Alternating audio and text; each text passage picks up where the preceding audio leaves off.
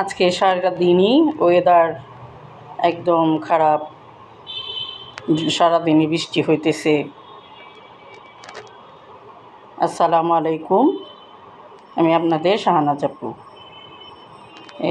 সকালে উঠে আমার এই বারান্দায় চলে আসলাম।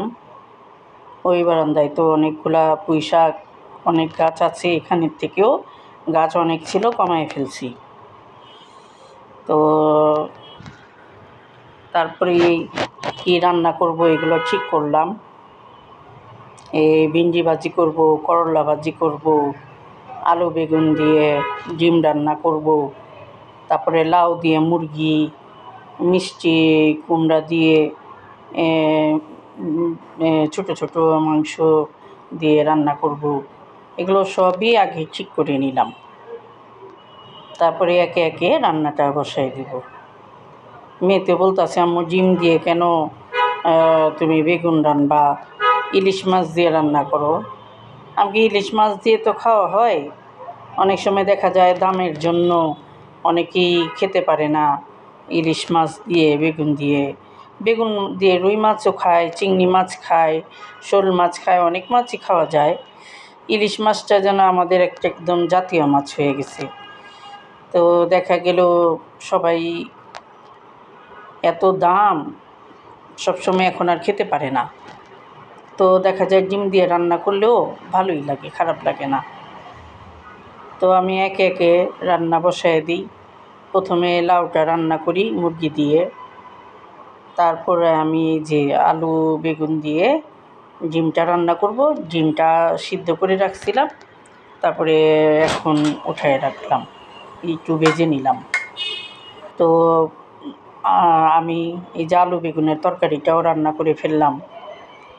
একে একে সব কিছুই একটা একটা করে, এক হাতে কাজ তো মনে করেন, তো দেখা গেলো আস্তে আস্তে একটা একটা করেই রান্না করি, একটা করে রেডি করি, একটা করে রান্না করি, এরকম অবস্থা।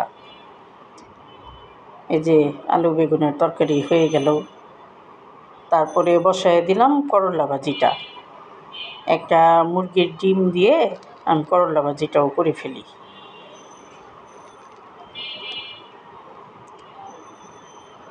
করলা ভাজিটা হলে পরে আবার ভিন্ডি ভাজিটা বসায় দিই।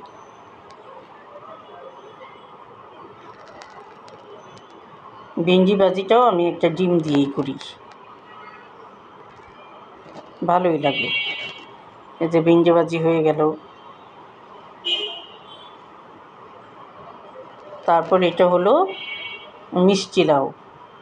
চিকেন, ব্রয়লার চিকেনের ব্রেস্টটা আমি ছোট ছোট টুকরা করে কেটে আমি সেটা দিয়ে আর কি রান্না করছি। এই যে মিষ্টি কুমড়া দিয়ে চিকেন, এটা রুটি, পরোটা, ভাত যেটা দিয়ে মন চায় খাওয়া যাবে। তো আমাদের এই যে আমার সব রান্নাই শেষ হয়ে গেল। এই যে মিষ্টি কুমড়া দিয়ে চিকেন, পাইনা লাউ দিয়ে চিকেন, আর এদিকে আলু বেগুনের তরকারি ডিম দিয়ে রান্না করলাম। আবার এখানে এই যে ভিন্ডি ভাজি রান্না করে নিলাম, করলা ভাজি, অল্প অল্প করেই তো রান্না। আর এখানে হলো আমি কাঁঠাল বিচি ভর্তা, আর এটা হইলো পটলের খোসার ভর্তা। আবার এখানে হলো পাইনা লাউয়ের খোসার ভর্তা আর মিষ্টি লাউয়ের খোসার ভর্তা। পাইনা লাউয়ের সাথে আমি বালাচাও দিয়েছি, চিংড়ির একটা ফ্লেভার আসবে। তো এই একটু একটু করে কয়েক রকমের রান্না করে নিছি।